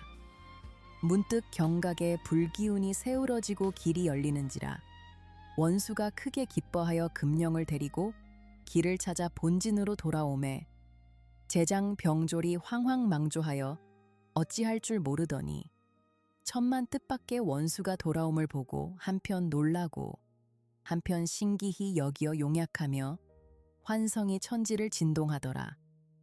이에 원수가 본진 장대에 앉아 제장 군조를 불러 말하기를 호각이 반드시 우리 진을 칠 것이니 이제 우리는 개교 위에 개교를 쓰리라 하고 다시 제장을 불러 귀에 대어 이러 말하기를 제군은 여차여차히 하여 약속을 잊지 말라 하고 분부하기를 정한 후에 원수가 가만히 진을 다른 데로 옮기었으니 이때 호각이 원수를 유인하여 상곡중에 애워놓고 본진으로 돌아와 제장을 불러 말하기를 장해룡이 비록 하늘로 솟고 땅으로 숨는 재주가 있다 하나 어찌 오늘의 불길을 벗어나며 어찌 죽기를 면하였으리오. 오늘 밤에 가히 원진을 치리라 하고 이날 밤에 호각이 군을 거느리고 가만히 원진으로 들어가니 진중에 사람은 하나도 없고 빈채만 남았는지라. 호각이 깜짝 놀라 급히 군사를 돌이키고자 하니 문득 한 발 포성이 터지며 한 장수가 길을 막으며 칼을 들어 꾸짖어 말하기를 적장 호각은 나를 아느냐? 호각이 황망한 중에 언뜻 보니 장원수라. 호각이 대경실색하며 미쳐 손을 놀리지 못하고 원수의 칼이 빛나는 곳에 호각의 머리가 말 아래에 떨어지는 것이었고 만춘과 호달 등 여러 장수들이 호각의 죽음을 보고 혼백이 비산하여 어찌할 줄을 모르다가 본진을 바라보고 달아나니 본체에 이르러 보니 원진에서 기치를 세우고 장만이 내달아 한 창에 호달을 찔러 죽이고 설만춘은 달아나다가 양춘을 만나 일함에 죽인 바 되고 기타 제장과 군조를 다 무찔러 죽이고 돌아오게 되더라. 원수는 크게 기뻐 잔치를 베풀고 삼군에게 주효를 내어 위로하고 상을 준 후 개선할 때 지내는 바 군현이 놀라서 항복하고 극진히 맞이하여 보내니 수선스럽고 못내 바쁘더라. 이때 상이 부마를 전장에 보내고 주야로 염려하사 침식이 불안하시더니 문득 원수의 첩서를 보시고 크게 기뻐하시어 급히 떼어보시고 희색이 만면하여 말씀하시기를 나이 어린 대장이 이같이 크게 이기었으니 실로 천하의 명장이로다 하시고 조정의 치하를 받으시니 조야의 환성이 진동함으로 상이 사관을 보내어 원수의 행차를 위로하시고 곧 군사를 이끌고 돌아오기를 재촉하더라. 원수의 일행이 여러 날 만에 가까이 이르렀다 하거늘 상이 이 말을 들으시고 만조 백관을 거느려 심리나 마중 나아가 원수를 맞이할 때 상이 멀리 바라보시니 원수의 위의가 엄숙하고 정제하니 그것은 주하부의 풍도와 같더라. 만좌가 또한 만세를 부르고 상께서 득신하심을 기뻐하더라. 이윽고 원수의 일행이 이르러 궁에 들어가 왕께 사은하니 상이 반기사 원수의 손을 잡으시고 등을 어루만지시며 말씀하시기를 짐이 경을 전장에 보내고 주야로 침식이 불안하더니 이제 경이 승전하고 개가를 불러 돌아와 짐에 근심을 없게 하니 옛날의 장량과 공명인들 위에서 더할 바리오. 경의 공을 무엇으로 다 갚으리오 하시니 원수가 땅에 엎디어 주달하기를 성상의 홍복과 제장의 공이요 소장의 공이 아니로소이다. 상이 더욱 기특히 여기사 즉시 원수를 데리시고 환궁하사 패신문물을 모으시고 원수의 공로를 의론하실세 평북장군 위국 공좌승상을 봉하시니 원수가 굳이 사양하되 상이 불륜하시고 파조하심에 원수가 마지못하여 사은하고 물러나와 집으로 돌아와 내당에 들어가 황후와 공주께 보언이 황후가 승상의 손을 잡고 즐겨하심을 맞이 아니하시며 또 서러워하사 간밤에 금령이 이것을 두고 간 곳이 없으니 가장 괴이하도다 하시거늘 승상이 놀라 받자와 보니 작은 족자더라. 괴이히 여겨 펴보니 아이 하나가 난중에 부모를 잃고 있는 형용이라. 그 아래는 한 사람이 그 아이를 업고 가는 형상을 그림에 승상이 보기를 다하며 문득 깨달아 눈물을 머금고 자기 신세를 생각하매 이것이 하늘이 주심이라 하고 이에 그 족자를 단단히 간수하여 가지고 때때로 내어보며 슬퍼하지 않는 때가 없더라. 이때 막씨는 금령을 잃고 주야로 슬퍼할 뿐 아니라 장공의 부부 또한 슬퍼함을 맞이 아니하였더니 하루는 야심토록 서로 말할세 호련 금령이 문을 열고 들어오거늘 모두 반가움을 이기지 못하고 막씨는 뛰어나와 금령을 안고 반겨함을 어찌 다 측량하리요. 종일토록 금령을 안고 즐기다가 날이 저물며 야심하도록 이야기하다가 양부인이 일몽을 얻음의 천상으로부터 한 명의 선관이 내려와 이르되 그대 양인이 아군이 다였으니 오래지 아니하여 그대의 아자를 만나게 될 것이라. 이 길로 지나갈 것이니 때를 잃지 말라. 하고 또 막시더러 말하기를 그대는 아마도 여아의 얼굴을 보면 자연 알리라. 하고 또 금령더러 말하기를 너는 인연이 다하였으며 인간의 부귀영화 극진할지라. 하고 손으로 어루만지니 문득 금령이 타지며 한 명의 옥골 선녀가 나오니 또한 선관이 이르되 우리가 16년 전에 주던 보배를 도로 달라 하니 그 선녀가 5가지 보배를 다 드리니 그 선관이 받아 각각 소매에 넣고 공중으로 표현이 올라가거늘 놀라 깨어보니 침상일몽이라. 괴이히 여겨 일어나 금령을 찾은즉 간데 없고 난데없는 선녀가 곁에 앉았거늘 놀랍고 괴이하여 자세히 보니 과연 몽중에 보던 선녀더라. 그 아름다운 자태와 붉은 입술에 흰이며 갖은 애교가 사람의 정신을 앗으니 가위 경국지색이라. 박씨가 한번 봄에 정신이 활홀하게 되는 듯하더라. 어찌할 줄 몰라 어린 듯 취한 듯 다만 금령만 불을 따름이더라. 이때 장공이 외현에 있다가 이 말을 듣고 한편 괴이히 여기며 한편 신기히 여기어 급히 내당에 들어와 본즉 아름다운 자태와 갖은 애교가 깨끗하고 아름다워 듣는 바 처음이요 보는 바 처음이라 희희낙낙하여 이름을 금령소저라 하고 자를 선해라 하더라. 금령소저에게 전후사적을 물으니 능히 기록치 못할지라. 이에 하늘께 살해하고 그 즐거워함을 이루 측량치 못할 지경이더라. 이때 금령이 모친 막씨께 고하여 우리 집으로 돌아가사이다 하더라. 막씨가 기특히 여기어 금령을 데리고 집으로 돌아올 때 부인도 또한 따라와 잠시도 떠나지 아니하더라. 이때 시절이 흉흉하여 인심이 소동하며 처처에 도적이 버릴 듯하여 백성을 살해하며 재물을 탈취하고 백주대로 지상에서 노략하기를 예사로 하더라.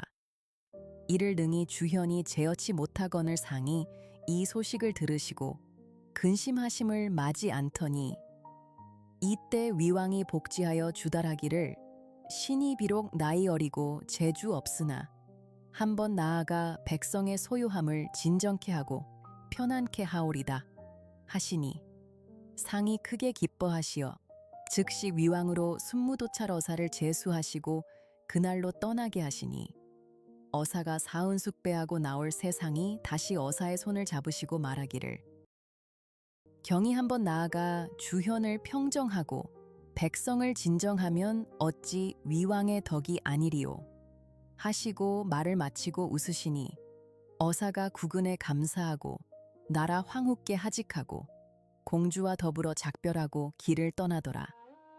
길에 올라 각 읍을 순찰하며 백성을 타이르고 또한 창고를 열어 모든 사람을 도와주며 도적을 인의로 설득하여 징벌이 분명하니 지나는 곳마다 자진하여 항복함으로 열읍이 진동하며 백성이 또한 기꺼이 복종하여 불과 수년 안에 민심이 진정되어 길에 떨어진 물건을 줍지 아니하며 밤에도 문을 걸지 아니하니 백성이 격양가를 부르고 또한 어사의 은덕을 일컫지 아니하는 이 없더라.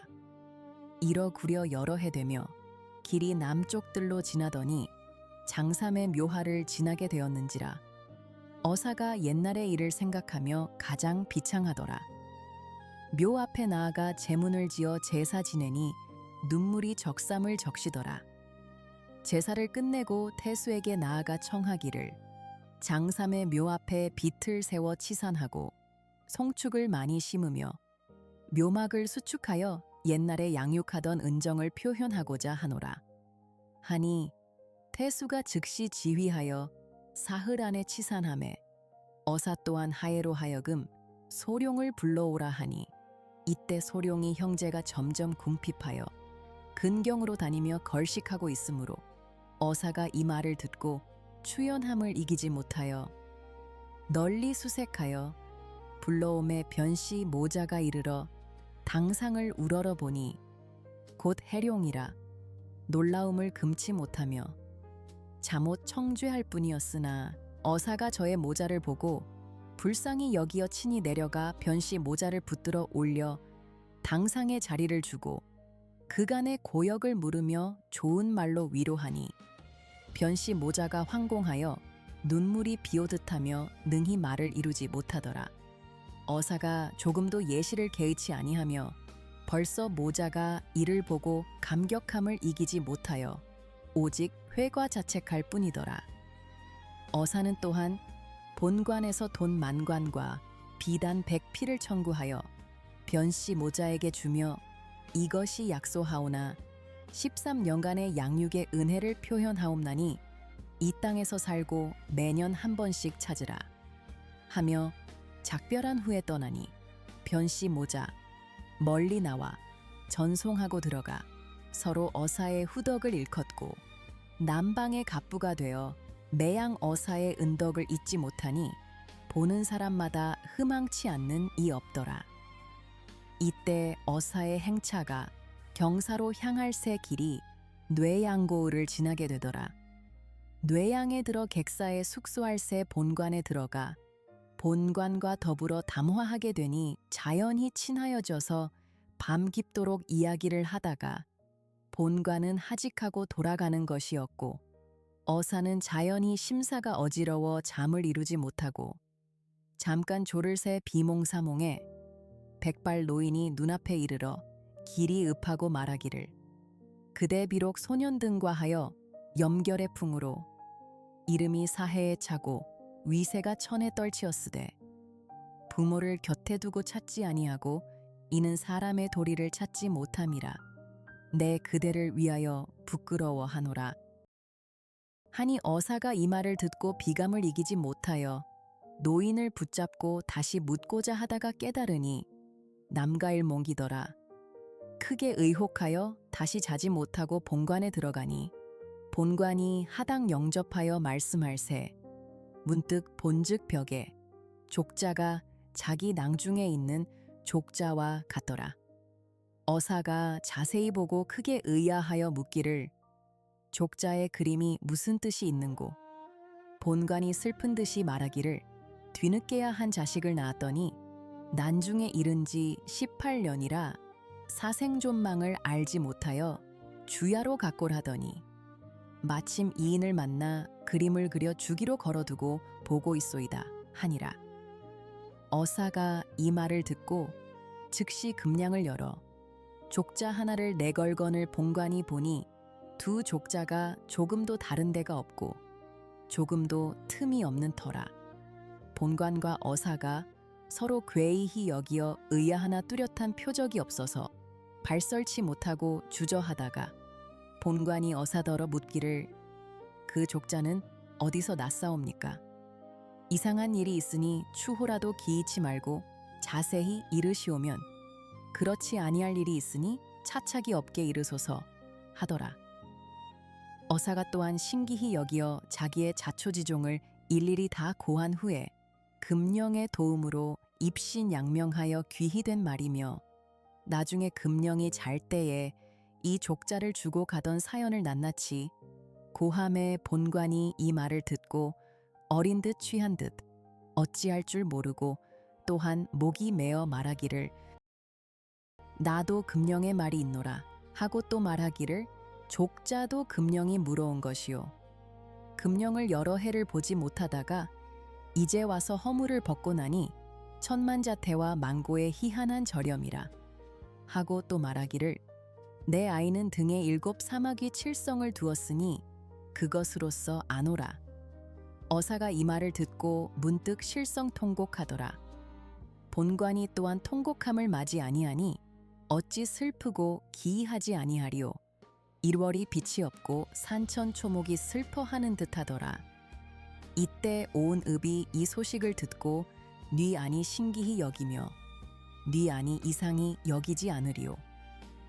어사가 울음을 그치고 꿇어앉아 말하기를 소자가 정성이 부족하여 이제야 부모를 만나보니 그 죄는 씻을 길이 없으나 하늘이 살피사 우리에게 금령을 지시하여 이 일이 있게 하였도다 하고 전후 사연을 낱낱이 고하여 말하기를 금령이 비록 환토하였으나 소자가 한번 보고자 하나이다 하니 공과 부인이 그제야 비로소 정신을 차려 말하기를 기쁘고 즐거움과 귀하고 신기함이 천고에 듣던 바 처음이라 내 금령을 보고자 함이 괴이치 아니하나 남녀간에 도리어 분당한 일이나 후일에 다시 말하리라 하더라.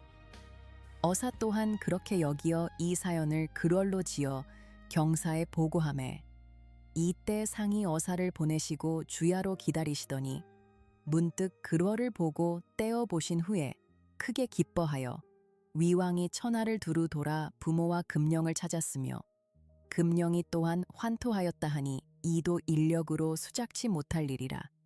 이는 반드시 하늘이 지시함이라 하시고 드디어 내전에 들어가시니 황후와 공주 또한 기뻐함을 맞이 아니하며 금령은 하늘이 내신 바라 그 공을 배은하면 양화를 받을 것이니 금령의 혼사를 상과 모욱게 주장하사 그와 고운 가우를 얻어 그 공을 갚음이 오를까 하나이다. 하니 상이 옳게 여기사 궁녀 수백과 황문으로 하여금 위의를 갖추어 행장을 준비하여 그날로 떠나라 하시고 금령을 황후의 양녀로 삼아 친필로 쓰시되 금령 공주라 하시고 급히 떠나라 하시며 또 막씨를 봉하되 대절 지효 부인을 봉하시고 장공부부는 원조 충신으로 그 마음이 굳어 벼슬을 받지 아니하리라 하사 위왕에게 하교하시어 그 뜻으로서 돈유하라 하시더라.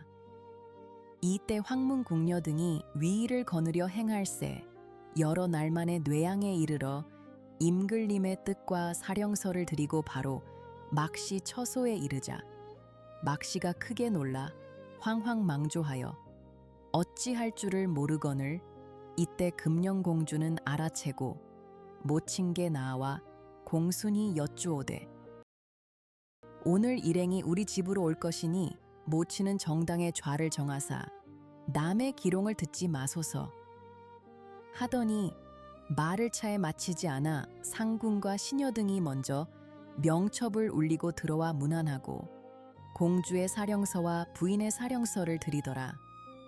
공주는 향안을 배설하고 사령서를 받들어 북쪽에 4번 절한 후에 시녀와 황문이 들어와 보업고 황명으로 공주와 부인을 바삐 모셔오라 하심을 전하니 부인과 공주 지체 못할 줄 알고 모녀 즉시 금덩에 올라 집을 하직하고 길을 떠났고 지나는 바 도로의 위에 거룩함이 가히 형언할 수 없더라. 장 공부부가 또한 길을 떠날 때 위왕이 배열하여 경사로 향하니 길가에 구경하는 자 중에 칭찬치 않은 이 없더라.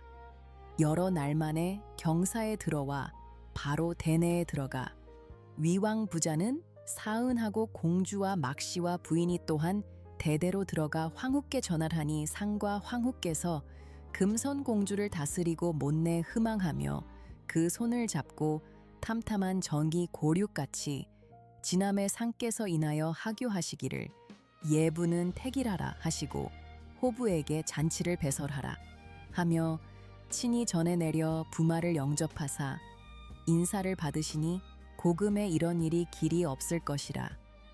위왕이 길목을 갖추어 내전에 들어가 교배받고 돌아올새 금선공주의 친형도 또한 그 날이더라.